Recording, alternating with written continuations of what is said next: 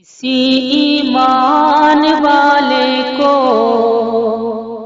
گوارا ہو نہیں سکتا۔ حدیث پڑھا رہے تھے، ایک دن حدیث آئی، ایک دن کیا آئی بلکہ بار بار حدیث پڑھاتے تھے، یہ حدیث آتی رہتی تھی، من صلی صلاۃ ولم یقرأ فیہا بأم القرآن فہی خداج خداج خداج، کہ جس نے نماز پڑھی اور سورہ فاتحہ نہ پڑھی اس کی نماز ناقص ہے، ناقص ہے، ناقص۔ ہمارے بزرگوں نے سکھایا تھا، یہ تنہا نماز پڑھنے والوں کے لیے اللہ کے رسول نے فرمایا ہے، یہ تنہا نماز پڑھے، چاہے وہ امام ہو یا اکیلے نماز پڑھتا ہو، تو سورہ فاتحہ پڑھنا ہی پڑے گا، اگر نہیں پڑھے گا تو نماز نہیں ہوگی۔ یہ زمانے طالب علمی سے سنتے چلے آئے تھے، مدرسی کے 6 سال 7 سال ہم نے بھی یہی کرتے گزارے، ساتھ میں یہ بھی سن رکھا تھا بزرگوں سے کہ اگر کوئی امام کے پیچھے نماز پڑھے گا سورہ فاتحہ تو اس کے منہ میں اللہ تعالیٰ آگ بھر دے گا قیامت کے دن۔ یہ بھی ڈر لگا رہتا تھا، یہ بزرگوں نے کہا۔ اب بزرگوں کا روب تو ہمارے اوپر اللہ سے بھی زیادہ ہوتا تھا۔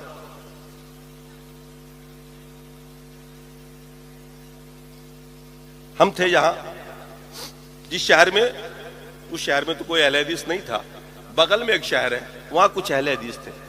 ان کی عادت ہوتی ہے جہاں بھی رہتے ہیں نا کچھ نہ کچھ حدیث قرآن چلاتے ہی رہتے ہیں۔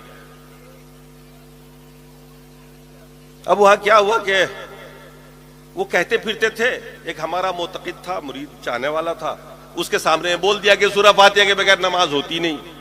وہ میری تربیت کیا ہوا تھا، اس نے کہا کہ نہیں، پڑھنا ہی نہیں ورنہ آگ منہ میں بھر دی جائے گی۔ دونوں میں ہوئی بات، گفتگو ہوئی، ہوتے ہوتے مناظرے کی بات ہو گئی، اور مناظرہ بھی طے ہو گیا۔ مجھے ٹیلی فون کر دیا، حضرت فلاں تاریخ کو اہل حدیث سے مناظرہ۔ کیا ہوا کہ جب ہمارے ساتھیوں نے طے کر لیا تو میں نے کہا چلو ٹھیک ہے، کر لیں گے مناظرہ، کوئی ایسی بات نہیں۔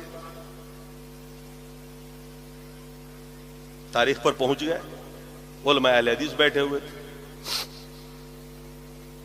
میں نے کھڑا کیا مجمع کے سامنے میں کہ اہل حدیث عالم کو میں نے کہا پڑھیے، قرآن میں اللہ نے فرمایا اذا قرئ القرآن فاستمعوا له وانصتوا لعلکم ترحمون۔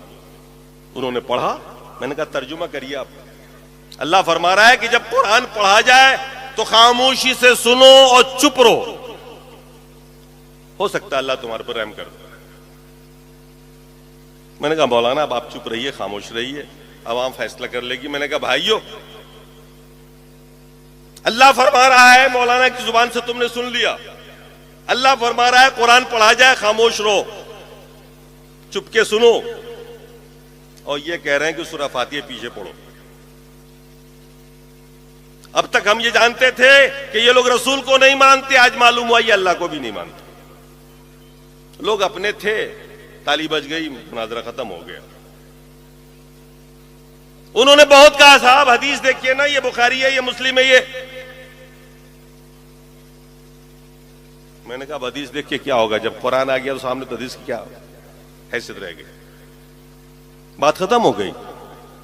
کچھ دنوں کے بعد پڑھاتے پڑھاتے ایک حدیث آئی میرے سامنے میں، عبادہ ابن صامت رضی اللہ تعالیٰ عنہ کی۔ فجر کی نماز اللہ کے رسول پڑھا رہے ہیں، صحابی پیچھے ہیں، عبادہ ابن صامت بھی پیچھے کھڑے ہیں۔ اس دن عبادہ ابن صامت رضی اللہ تعالیٰ عنہ نے اللہ کے رسول کے ساتھ ساتھ سورہ فاتحہ بھی پڑھی اور سورت بھی ملا دی، ایکسٹرا سورت جو ہوتی ہے نا سورہ فاتحہ کے علاوہ، وہ بھی پڑھ۔ اللہ کے رسول نے سلام پھیرنے کے بعد پوچھا تم نے سے کس نے قرات کی ابھی میرے پیچھے؟ انہوں نے کہا نا یا رسول اللہ میں نے کی۔ اللہ کے رسول نے فرمایا لا تقرؤ الا بأم القرآن فإنه لا صلاة لمن لم يقرأ بها۔ سورہ فاتحہ کے علاوہ کچھ مت پڑھا کرو، کیونکہ جو سورہ فاتحہ نہیں پڑھے گا اس کی نماز نہیں ہوگی۔ اب میں چکر میں پڑ گیا، فجر کا ٹائم ہے، خود اللہ کے رسول امامت کر رہے ہیں، صحابی نماز پڑھ رہے ہیں، پیچھے میں ایک صحابی نے سورہ فاتحہ بھی پڑھ دی اور سورت بھی ملائی ایکسٹرا۔ اللہ کے رسول نے کس سے منع کیا؟ ایکسٹرا قرات سے۔ کہا نا لا تقرؤ، قرات کا اطلاق یہاں کس پہ ہو رہا ہے؟ فاتحہ پہ نہیں ہو رہا ہے، بلکہ ایکسٹرا سورت پہ ہو رہا ہے۔ فرمایا اللہ کے رسول لا تقرؤوا الا بأم القرآن فإنه لا صلاة لمن لم يقرأ بها، کیونکہ اس کی نماز نہیں ہوتی جو سورہ فاتحہ نہیں پڑھتا۔ میں پریشان ہو گیا، میں نے کہا ابھی چند دنوں پہلے تو مناظرہ ہی جیت کے آیا ہوں میں، اب یہ حدیث آ گئی میرے سامنے میں، اس کا کیا جواب ہوگا؟ حدیث کا کیا جواب ہوگا بھائی؟ یہ تو اب عملی حدیث آ گئی، اب تو وہ تعویل بھی گئی جس میں ہم کہا کرتے تھے کہ یہ تنہا تنہا منفرد نمازی کے لیے ہے، اب تو یہ جماعت والی بات میں آ گئی۔ اب میں بے چین ہو گیا، کیونکہ ایک طرف مسئلہ تھا نماز نہ ہونے کا، ایک سنت چھوٹنے کا والا مسئلہ ہوتا، مستحب والا ہوتا تو اس کے تو ہم عادی تھے، لیکن یہاں تو نماز نہ ہونے کا مسئلہ تھا۔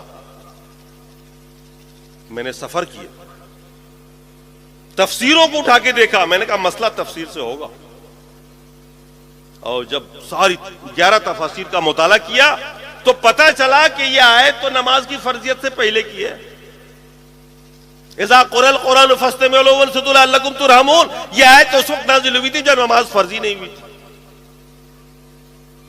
اور یہ اس کا پس منظر یہ ہے کہ جب اللہ کے رسول خانہ کعبہ حدود حرم کے اندر بیٹھ کے قرآن پڑھا کرتے تھے تاکہ لوگ سن کے اسلام کو سمجھیں قبول کریں، تو ابو جہل نے پلاننگ کی، کچھ نوجوان لڑکوں کو کھڑا کیا اور اس نے کہا وَالْغَوْا فِيهَا لَعَلَّكُمْ تَغْلِبُونَ، جب محمد قرآن پڑھے تم لوگ شور مچاتے رہنا تاکہ ان کی آواز باہر نہ جائے، ہو سکتا ہے تم اسی طرح سے غالب آ جاؤ۔ اس کے جواب میں اللہ نے یہ آیت نازل فرمائی کہ اذا قرئ القرآن فاستمعوا له وانصتوا، جب قرآن پڑھا جائے تو خاموشی سے سنو، چپ رہو، ہو سکتا ہے اللہ تمہارے اوپر بھی رحم کر دے، تیرے دل میں بھی ایمان ڈال دے۔ آیت کہاں نازل ہوئی؟ فٹ کسی اور پہ ہوا۔ اب میرے دماغ سے یہ بات آئی سمجھ میں کہ بھئی یہ تو معاملہ ہی کچھ اور ہے، اور واقعی اب تک جو نماز پڑھے اس کا کوئی حل نہیں۔ پھر میں نے لگے ہاتھوں، ہمت میری بھی نہیں کام کرتی تھی کہ بھئی اتنے بڑے مسئلے میں ہم ہاتھ ڈالیں، کیونکہ ہمارے ائمہ سے لے کے بڑے بڑے بزرگ عالم جتنے بھی تھے وہ یہی کہتے آ رہے تھے آنکھ بھر دی جائے گی منہ میں۔ تو میں نے کچھ علماء کو جمع کیا، ٹاپر علماء کو، ان کے سامنے میں رکھا، میں نے کہا حضرت سب سے پہلے تو یہ حدیث دیکھیے آپ، اور یہ بتائیے کہ حدیث ہے کہ نہیں ہے، اگر ہے تو ضعیف ہے تو وہی بتا دیجیے۔ سب نے دیکھا، سب نے کہا بالکل ٹھیک حدیث ہے، ذوب بھی نہیں اس کے اندر کہیں سے۔ میں نے کہا پھر سورہ فاتحہ کے بغیر نماز نہیں ہوتی، ہمارا آپ کا مسئلہ ہے سورہ فاتحہ پڑھنا ہی نہیں، ہمارے امام کا مسئلہ ہے، کیا کریے گا؟ کہنے لگے دیکھیے یہ بڑے بڑے مسائل ہیں، پہلے تو انہوں نے کوشش کی کہ ہدایہ میں دیے گئے دلائل آزمائے میرے سامنے۔ میں نے کہا 18 سال سے پڑھا رہا ہوں، ہدایہ میرے سے زیادہ آپ نہیں جانتے ہیں۔ ایک ایک دلیل کو میں نے کاٹ دیا، میں نے کہا سیدھی سی بات بتائیے حدیث غلط ہے یا آیت کا مطلب بیان کریے، شاہ نزول میں نے بیان کر دیا، دکھا دیا۔ دنگ رہ گئے، وہ پریشان ہو گئے، ایک تو مفتی تھے ایک شیخ الحدیث تھے، لاسٹ میں مدنی ایک عالم تھے، اس میں کہنے لگے میں تو چپ کے پڑھتا بھی ہوں۔ کسی ایمان والے کو